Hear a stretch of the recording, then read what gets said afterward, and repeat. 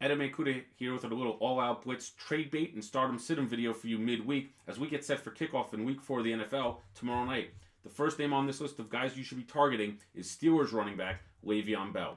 With trade rumors swirling about the Jets, potentially the Colts, and Packers interested in his services, throw out an offer to those Bell owners that may be frustrated that he hasn't gotten on the field yet this season. Who knows? Maybe they'll take you up on it and you get the best back in football for the second half of the season. Then there's Aaron Jones of the Packers. Jamal Williams did not impress during his first couple games this season, and now Jones is back, and he can impress and lead the Packers in carries, yards, and touchdowns the rest of the season. Go put a small offer out for Jones and see if you can acquire this guy who is back and better than ever. Then you got Chris Carson. 32 carries, 104 yards, and a touchdown in his coming out party against the Cowboys last week.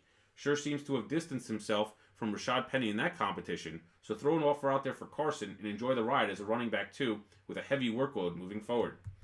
Then you've got Andy Dalton. Yes, he struggled in Carolina in the second half, but that was with A.J. Green out with a groin injury. Green should be back this week. Tyler Boyd's developing into a superstar, and Dalton's got 8 touchdown passes through his first 3 games. Now, he gets the Falcons in their 25th ranked pass defense this week in Week 4. Go grab Dalton. And then there's Sterling Shepard. 2 games this season with 7 or more targets, and now no Evan Ingram in the lineup for the foreseeable future. 6 catches, 80 yards, and a touchdown against the Texans, and now he's got the Saints up next, and we saw what Calvin Ridley and Julio Jones did last week. Sterling Shepard's a great guy to go pick up this week. For guys that you may want to deal, Aaron Rodgers is the first name on the list. Look, he's a superstar, but that knee is clearly not 100%. Who knows if one big hit or a Packers losing streak causes them to shut him down. If there's an owner out there that would like to take the chance on Rodgers, move him now.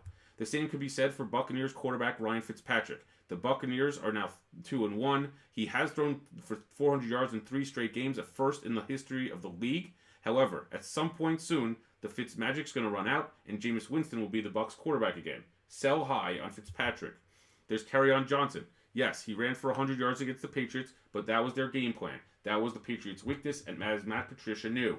With LeGarrette Blount and Theo Riddick still in that backfield, you could sell high on Johnson, who still has not scored this season and is still a rookie. So remember, he could be someone you could sell high coming off that 100-yard game. Then you got Sammy Watkins, the Chiefs wide receiver. The Chiefs are simply not going to score 40 points every game, and when that happens, Watkins' value is going to decrease. Coming off 2 solid games in a row, you sell high on Sammy Watkins.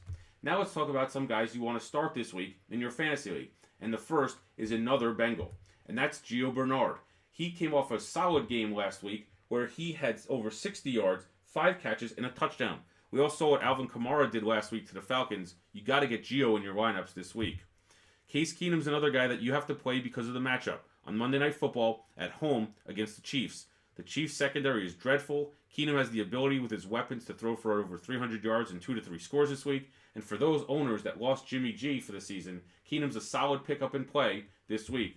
You then got Eli Manning, who much like Sterling Shepard gets a cake matchup this week against the Saints secondary. I would start Eli everywhere I could this week and enjoy the ride against those Saints and that terrible pass defense.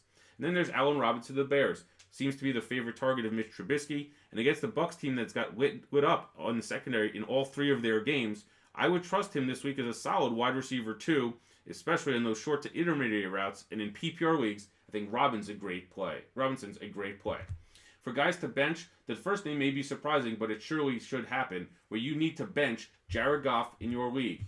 Yes, he's coming off back-to-back 354-yard passing games. But against the Vikings last year, he struggled, completed only 23 of 37 passes for only 225 yards, no touchdowns or interceptions. And the Vikings defense, despite getting lit up by the Bills last week, has not allowed more than 253 pass yards in any game this season. You simply have to find a better option than Goff this week.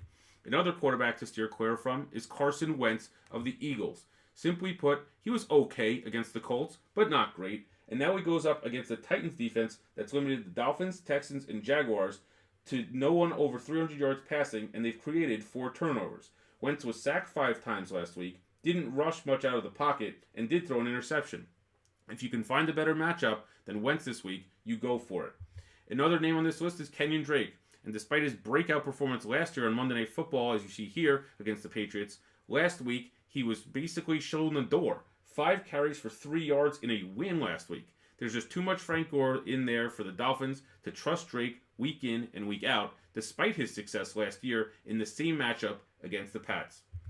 Then there's Robbie Anderson, 10 targets in 3 games, and his only touchdown this season comes right here. This long touchdown to Sam Darnold, a 41-yarder, and that's his season high in terms of yardage. You simply cannot trust Robbie Anderson this week against the Jaguars. And then outside of Matt Breida, who is also questionable to play this week for the 49ers, you can't trust any of them with the injury to Jimmy G. Unfortunately, this is a huge blow to Marquise Goodwin and George Kittle, and even those that are playing and trusting Pierre Garçon.